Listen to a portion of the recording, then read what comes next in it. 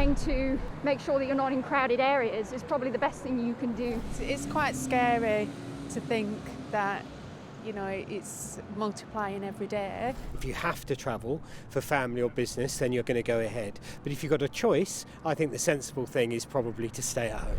Well, so many people have cancelled their travel plans, business trips and holidays in fear of the coronavirus, COVID-19. What are you planning to do? Every stage of a journey seems to pose a risk. The crowded airports with people from all over the world, tightly packed aeroplanes, hotels in lockdown, cruise ships too.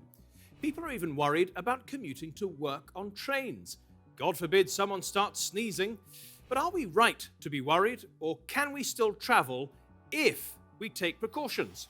We'll try to answer that in a moment with our guests, an epidemiologist, a travel expert, and a sports journalist. But first, a quick look around the world at just some of the disruption caused so far.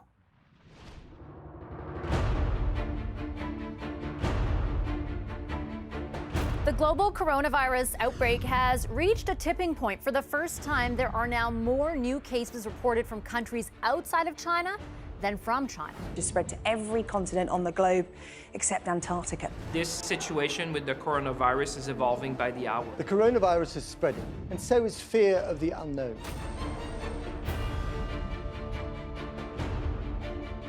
The coronavirus outbreak has now hit the world of sport. Next week's Six Nations rugby match between Ireland and Italy has been postponed. The Chinese Grand Prix, officially today, Formula One, they announced that that race is now going to be canceled. Skepticism has grown ahead of the Summer Olympics in Japan.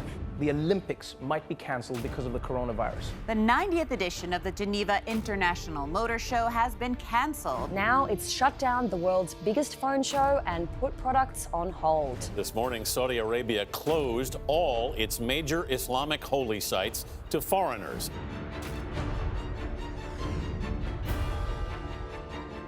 Airlines around the world are taking measures in response to this outbreak. Air travel is going to be impacted in a major way. Our travel notices are changing almost daily. Major cruise lines are strengthening their passenger screening, denying anyone who's traveled to or from China within the last 2 weeks. This cruise ship now has the highest concentration of confirmed cases of the virus outside of China. Austria has stopped a train coming from Italy as 2 travelers are suspected of being infected. A hotel in Tenerife in Spain's Canary Islands has been locked down. We are very frightened. Do we stay or do we go?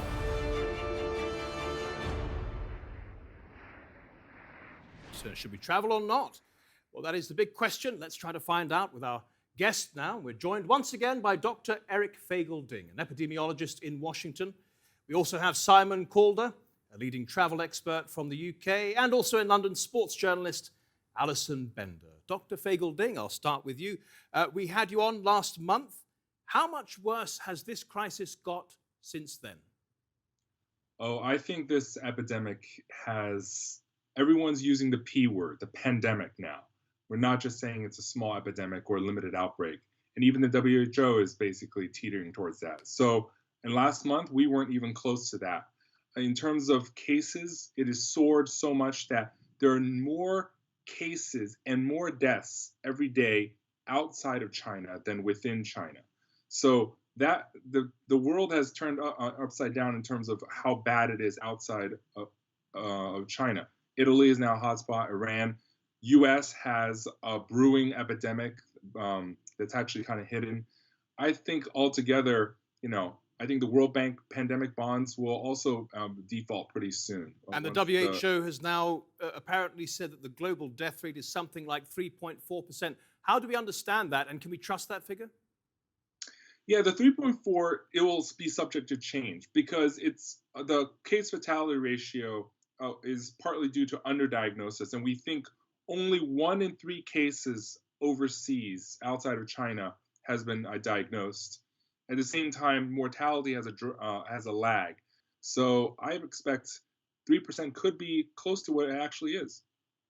Now, we've seen organizers postpone and cancel sporting events, business events, even religious events around the world. Is it wise to take these measures, and will it have any impact on the spread of the virus?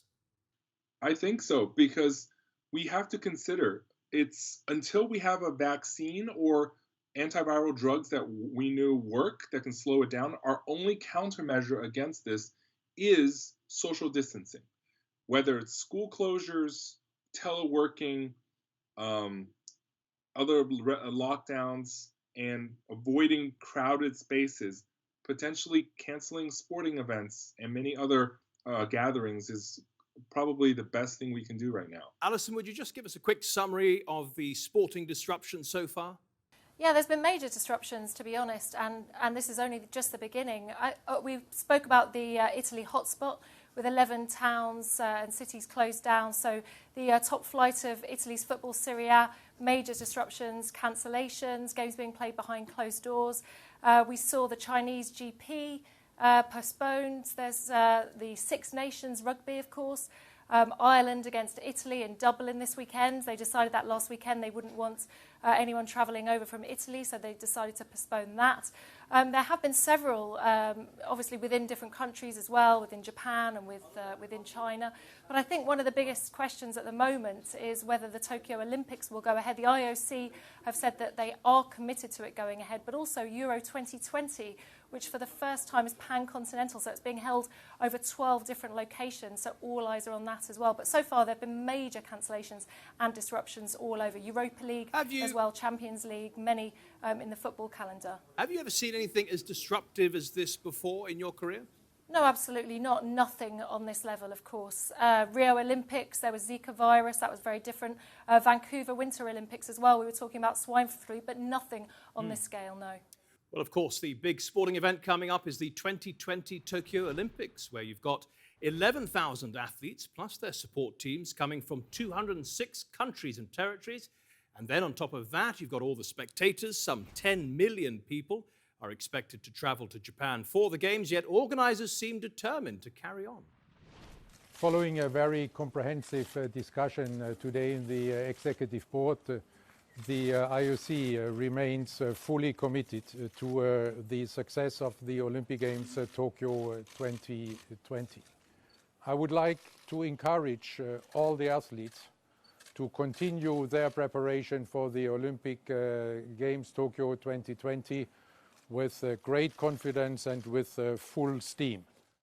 Alison, the Olympic organisers seem confident. What have you heard? Yeah, I mean, they've given their full commitment. They say that the Olympics will go ahead.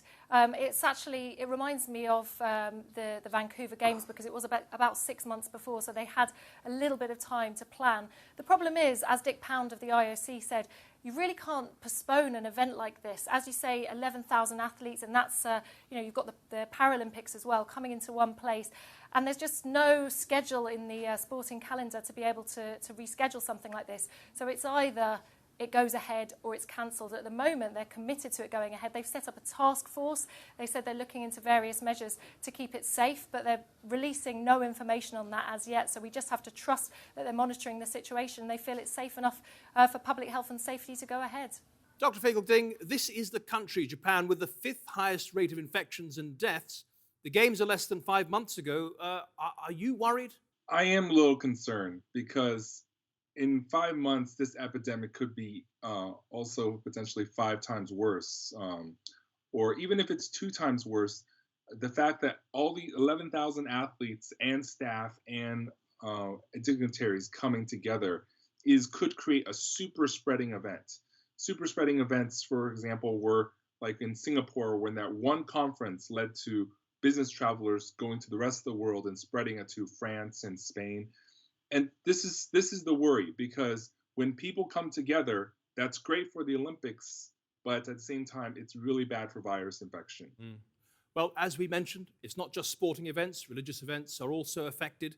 Saudi Arabia is essentially banning foreign pilgrims to Mecca and Medina. Some 8 million people normally visit every year. Here's a Saudi official explaining why they took that decision. وهنالك زيادة في تسجيل وظهور هذا المرض في مجموعة من الدول. There is an increased presence of this disease in several countries, including those near Saudi Arabia, which increases the risk. So protecting pilgrims, protecting the 2 holy mosques and the sacred sites, God forbid from the arrival of the disease, is very important. Saudi Arabia feels a sense of responsibility. Therefore, we took these temporary decisions, which will constantly be reviewed. Up to our travel expert now, Simon Calder. Simon, we've got all sorts of events being cancelled, people rethinking their holiday plans. What is this doing to the travel industry? It is absolutely catastrophic for the travel industry. So let's start with the big events.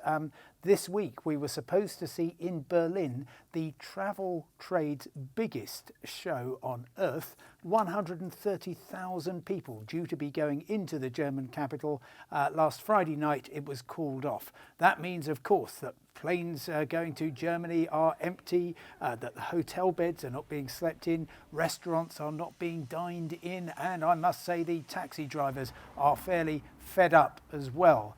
Add to that things like the Geneva Motor Show, the Mobile World Congress in Barcelona, and you are talking about a whole series of very serious hits to events where normally the travel industry would be making some very healthy cash.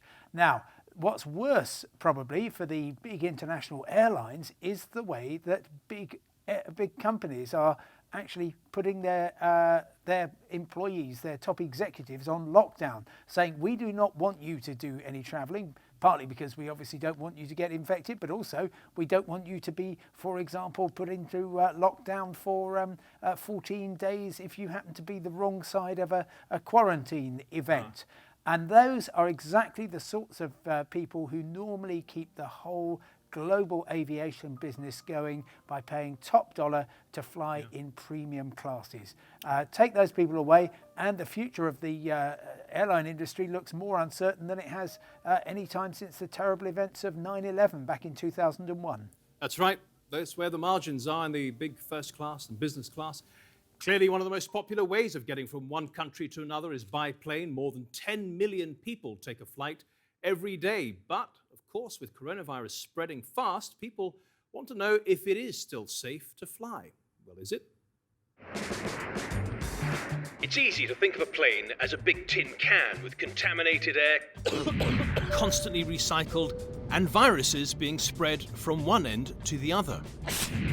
But that's not the case. On the ground, the air can get a bit stale. But once in the skies, the total volume of air on a plane is actually refreshed every 2 or 3 minutes, which is more frequent than air-conditioned offices. The plane constantly draws in fresh air from outside, and all the air in the cabin passes through HEPA filters. But one downside is that the air is quite dry, and viruses do thrive in low humidity environments. So, the best way to avoid being infected is to sit away from an infected person. 2 rows or more, and experts say it's unlikely you'll catch anything. But of course, it's sometimes impossible to know who's infected, and it's not as if you can easily choose your seat once on board. Plus, people get up and walk past you in the aisle. So, the best seat to avoid being infected by others is by the window. But bear in mind that on a plane you're more likely to literally pick up an infection than breathe one in. The catches of the overhead locker, the handle on the bathroom door, and even the little table in front of you, they're all covered in bacteria and viruses. So, always wash your hands thoroughly, just as you would on terra firma. Dr. Fagel-Ding, so the aeroplane is not a particularly infectious environment then? It's not infectious from the air, the fresh air, but it's infectious if you're sitting next to someone with a cough and cold, because the spray matter and the high density, normally you never sit in such density adjacent to someone on a train or other vehicles or mode. So that is the main risk of airplanes. And one sneeze droplet in the dry air can blow very, very far. Yeah. Actually, it's pretty packed on the London Underground, as far as I can tell you. Simon, what efforts have airlines made to handle this kind of thing? Airlines simply don't know what to do. The whole thing about the aviation business is that it's got incredibly high fixed costs. The leases on aircraft are very expensive, typically running into tens of thousands, hundreds of thousands of dollars every month. On top of that, you've got very highly trained and reasonably well-paid crew, and so even before you fly nowhere, you've got an awful lot of costs you've got to meet. What we've seen is that airlines, particularly in Asia and now increasingly in Europe, are cancelling flights by the hundreds, and simply because it's not worth flying them. They will be, as we've seen on many social media postings, lots of very empty aircraft. So the idea is... What about the the airports themselves? They're taking additional measures. Give us a few examples.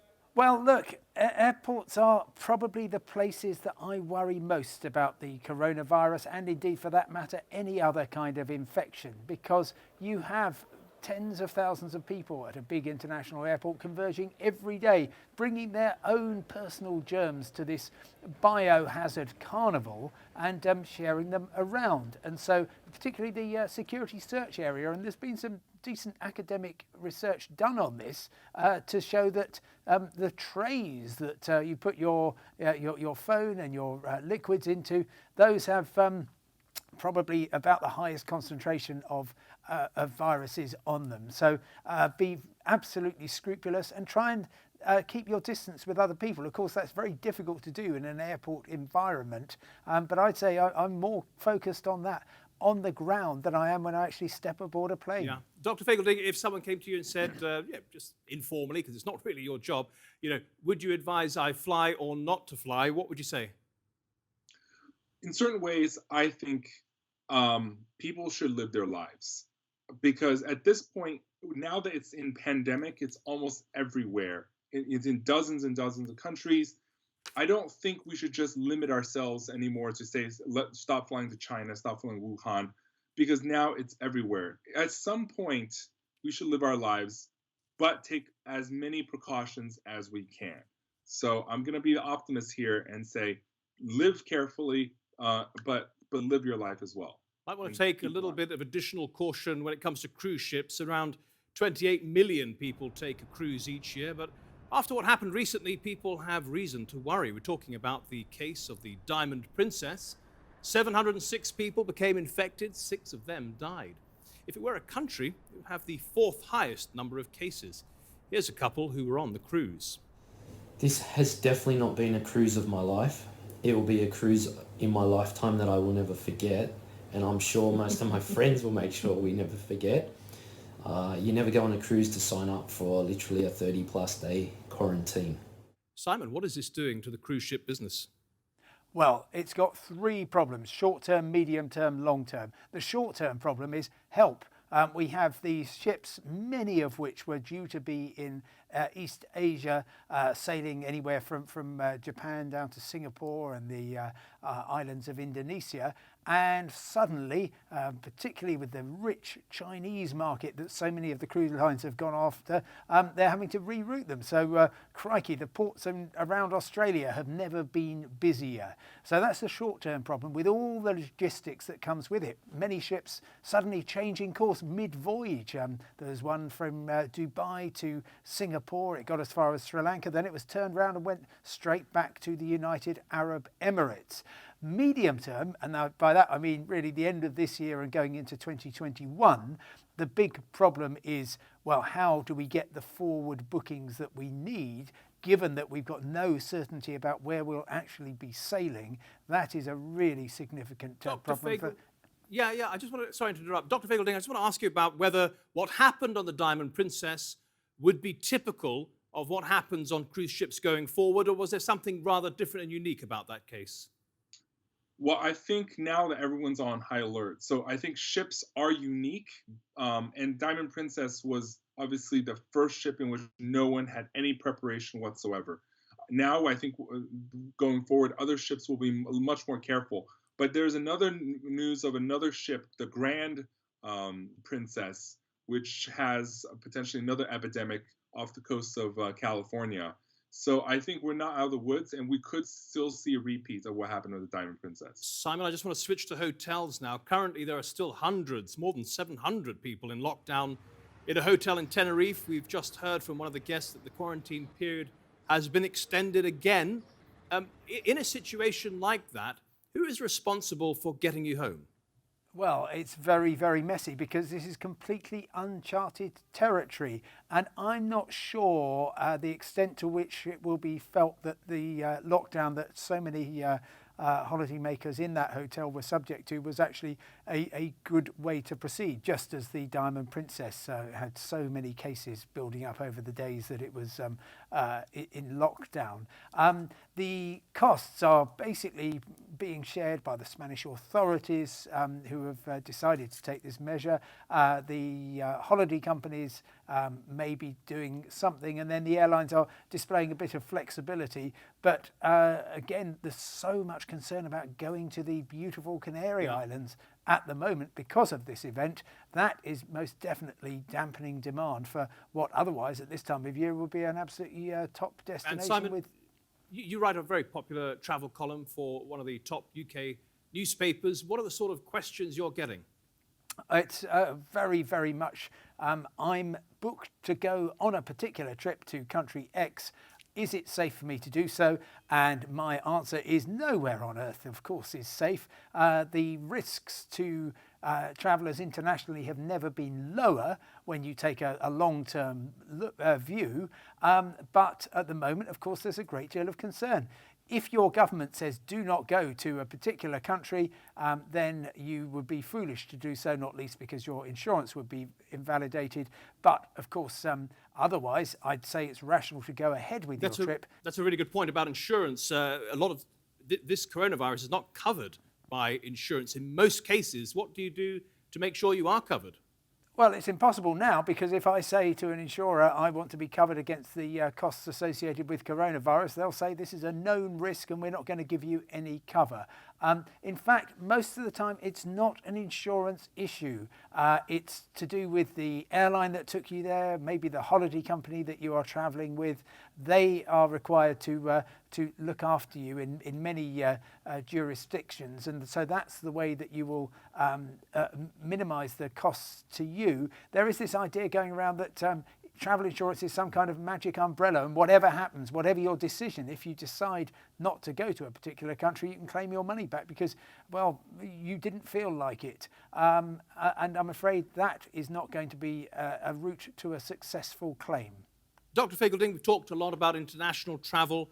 What about day-to-day commuting to work? You know, we're talking predominantly about trains, subways, buses. Quite a lot of them are very overcrowded and packed. Anything we can do to mitigate the risk of picking up the coronavirus in those situations? I think the key thing is don't touch anything. No handrails. Avoid anyone who's coughing next to you. Public transportations are very tricky. And when Wuhan, for example, was shut down and isolated, public transit was the first thing shut down. They are tricky. Be very careful. Avoid touching anything. Yeah. The UK's just published its coronavirus action plan. It estimates 20% of the workforce could be off sick, and in the worst case scenario, 80% of people infected. If you look at the mortality rate, you're talking about hundreds of thousands of people potentially dying. Yeah, that is very worrisome. I do not have a precise answer about how every country will be, because not every country will have the same mortality. Like Singapore has very low mortality, under 1%. So the numbers will depend on how many hospital beds, ICU units, ventilator machines, staffing for the ventilator machines, and the ability to absorb the number of cases. Because if we don't have a public health infrastructure and hospital infrastructure and free testing for all to identify them quickly, it will be much more costlier of an epidemic. And just finally, at the beginning of the show, you said something very brief but very alarming, which is that you think that in the United States there is a much bigger problem than we know about. Yeah, the U.S. is just terrible. The CDC here in the United States had That's the Center for Disease Control.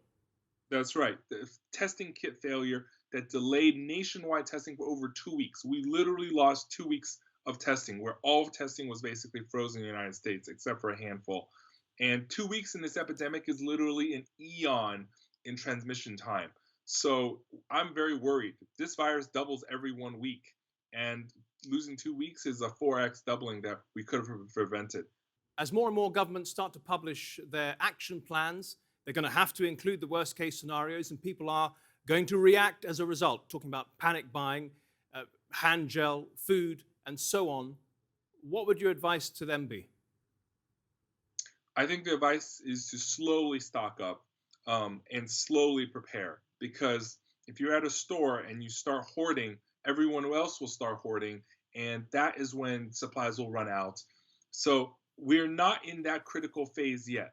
We are not in apocalyptic phase. We just need to slowly prepare and be mindful. So it's important Don't that panic. everyone acts responsibly and doesn't create a shock to the system, which is a self-perpetuating crisis.